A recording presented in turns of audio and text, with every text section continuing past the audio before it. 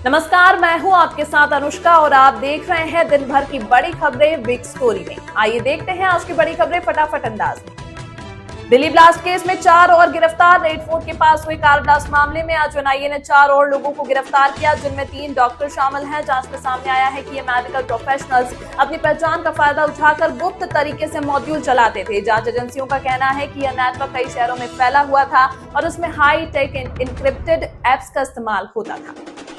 Terror doctor module का चौंकाने वाला विस्तार। डॉक्टर शाहीन द्वारा बनाया गया टेरर डॉक्टर मॉड्यूल पुलिस के लिए बड़ी चुनौती बन रहा है। वह मेडिकल क्षेत्रों में काम करने वाले लोगों को चुनकर छोटे छोटे गुप्त सेल बनाती थी। ये सेल एक दूसरे को नहीं जानते थे ताकि किसी के पकड़े जाने पर पूरा नेटवर्क ना टूटे। एजेंसियों का अनुमान है कि इस तरह लगभग 40 से 50 डॉक्टरों को मॉड्यूल में शामिल किया गया।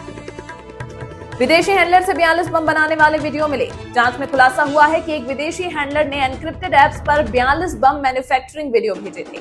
इनमें टाइमर डिवाइस, ट्रिगर मैकेनिज्म और हाई इंटेंसिटी ब्लास्ट तकनीकें शामिल थी। फॉरेंसिक रिपोर्ट बताती है कि दिल्ली ब्लास्ट में इस्तेमाल किया गया डिवाइस इन्हीं वीडियो की तकनीक पर आधारित था। इससे यह साफ है कि मॉड्यूल को बाहर से लगातार तकनीकी मदद मिल रही थी।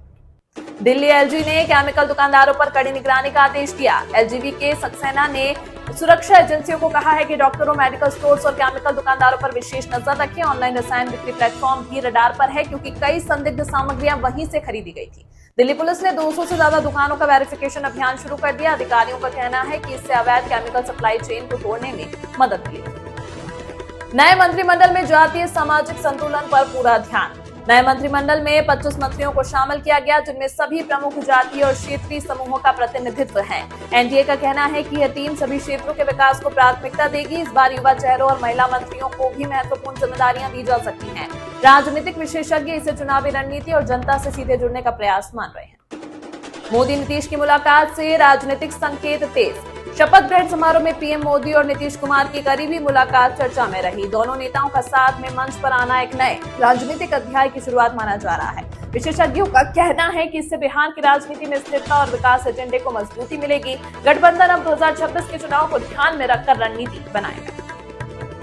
हैदराबाद में अर्थ समिट 2025 की शुरुआत। नाबार्ड और IAMAI द्वारा आयोजित अर्थ समिट का पहला चरण आज से शुरू हुआ। इसका फोकस ग्रामीण भारत को आर्थिक, तकनीकी और जलवायु आधारित समाधानों से जोड़ना है। कार्यक्रम में स्टार्टअप्स, बैंकिंग सेक्टर और कृषि विशेषज्ञ बड़ी संख्या में शामिल हुए। समिट का उद्देश्य ग्रामीण भारत को वैश्विक निवेशकों के लिए आकर्षक गंतव्य बनाना है।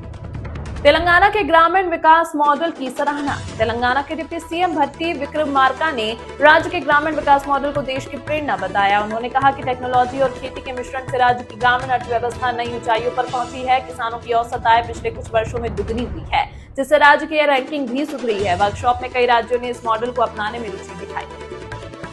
ग्रामीण भारत को लेकर समिट में वैश्विक सकारात्मकता। अर्थ समिट में चर्चा रही कि आने वाले वर्षों में ग्रामीण भारत तकनीकी नवाचार का हब बन सकता है। एआई, फिनटेक और ग्रीन टेक्नोलॉजी को गांव में पहुंचाने पर जोर दिया जा रहा है। विशेषज्ञों ने बताया कि ग्रामीण भारत की आबादी और संसाधन वैश्विक निवेश के बड़े अवसर हैं। सरकार का कहना है कि ग्रामीण शहरी अंतर को कम करने के लिए नए कार्यक्रम लागू किए जाएंगे।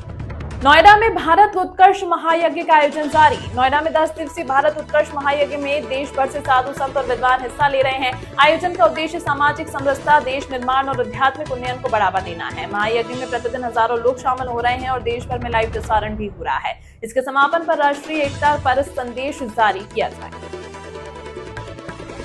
द फैमिली मैन 3 की रिलीज से फैंस में जबरदस्त उत्साह। मनोज बाजपेयी की लोकप्रिय सीरीज द फैमिली मैन का तीसरा सीजन आज रिलीज कर दिया गया। नई कहानी में राजनीतिक तनाव, आतंक की नई चुनौतियां और पारिवारिक जिम्मेदारियां दिखाई गई हैं। सोशल मीडिया पर फैंस ने रिलीज के कुछ ही घंटों में इसे ब्लॉकबस्टर बताया। क्रिटिक्स का कहना है कि इसका कंटेंट पिछले दोनों सीजन से भी मजबूत है।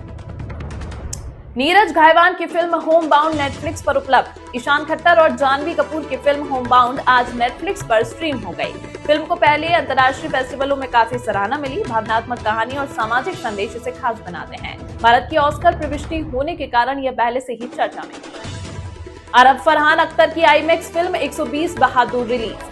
फरहान अख्तर की बहुप्रतीक्षित फिल्म 120 बहादुर आज थिएटरों में उतरी। यह उनकी पहली आईमैक्स फिल्म है, जिसे लेकर दर्शकों में भारी उत्साह है। फिल्म भारतीय सैनिकों की वास्तविक घटनाओं पर आधारित है, जो इसे और भी प्रभावशाली बनाती है। डिफेंस थिएटर्स में भी इसकी स्पेशल स्क्रीनिंग रखी गई है। गोवा के युवा शटलरों को पादुकोण देंगे खास प्रशिक्षण। बैडमिंटन लीजेंड प्रकाश पादुकोण ने गोवा में युवा खिलाड़ियों के प्रशिक्षण की पहल की। इस कार्यक्रम का उद्देश्य राज्य में बैडमिंटन को नई पहचान देना है। यहाँ फिटनेस, तकनीक और मानसिक मजबूती पर विशेष क्लासेस होंगी। इससे कई युवा खिलाड़ियों के इंटरनेशनल लेवल पर पहुंचने की उम्मीद है। अमेरिका में नौकरियों में तेज बढ़त। अमेरिका में पिछले महीने 1.19 लाख नई नौकरियां जुड़ी, जिससे रोजगार बाजार में हलचल बढ़ी। इसके बावजूद बेरोजगारी दर 4.4% बनी हुई है, जो मिश्रित आर्थिक संकेत देती है। विशेषज्ञों का कहना है कि टेक सेक्टर की रिकवरी तेजी से हो रही है। अगले तिमाही में नौकरी बढ़ोतरी और तेज रहने का अनुमान है। फ्रांस ने इजरायल के लेबनान हमलों पर चिंता जताई। फ्रांस ने दक्षिण लेबनान में इजरायली हमलों की बढ़ती तीव्रता पर गंभीर चिंता व्यक्त की। पेरिस ने कहा कि यह स्थिति क्षेत्र में बड़े मानवीय संकट को जन्म दे सकती है। फ्रांस जल्द ही संयुक्त राष्ट्र में इस मुद्दे पर आपात बैठक बुलाने की तैयारी कर रहा है। विशेषज्ञ इसे मध्य पूर्व में तनाव बढ़ने का संकेत मान रहे हैं। नेपाल में युवाओं का रोजगार के लिए बड़ा आंदोलन। नेपाल के जेन जेड युवा बेरोजगारी और राजनीतिक प्रतिनिधित्व की कमी के खिलाफ बड़ी संख्या में सड़कों पर उतर आए हैं। प्रदर्शन कई शहरों से राजधानी तक फैल गए हैं। युवाओं की मांग है कि सरकार तकनीकी और शिक्षा क्षेत्रों में नई नौकरियां पैदा करे। सरकार ने आंदोलन को शांत करने के लिए बैठक का प्रस्ताव दिया है। क्यूरासाओ सबसे कम आबादी वाला देश बना जो वर्ल्ड कप खेलेगा। कैरिबियन द्वीप क्यूरासाओ ने जमैका से ड्रॉ खेलकर पहली बार फुटबॉल वर्ल्ड कप के लिए क्वालिफाई किया। इस उपलब्धि ने पूरे देश में जश्न का माहौल बना दिया। क्यूरासाओ की आबादी मात्र 1.5 लाख के करीब है। विशेषज्ञ कहते हैं कि ये वर्ल्ड कप के इतिहास की सबसे प्रेरक कहानियों में से एक है। भारत ने वैश्विक निवेशकों को आकर्षित करने का नया संदेश दिया। भारत ने ग्लोबल निवेशकों को कहा है कि नीति स्थिरता और नियंत्रित महंगाई के कारण देश सबसे भरोसेमंद निवेश गंतव्य है। सरकार ने अगले दशक के लिए तेज जीडीपी ग्रोथ का लक्ष्य रखा। कई देशों में भारत में टेक, ऊर्जा और मैन्युफैक्चरिंग सेक्टर में निवेश बढ़ाने की इच्छा जताई। इकोनॉमिक विशेषज्ञ इसे भारत की वैश्विक पहचान मजबूत होने का संकेत बता रहे हैं। इस अंक में फिलहाल इतना ही। अगले अंक में आपसे फिर होगी मुलाकात। तब तक के लिए मुझे दीजिए इजाजत। नमस्कार।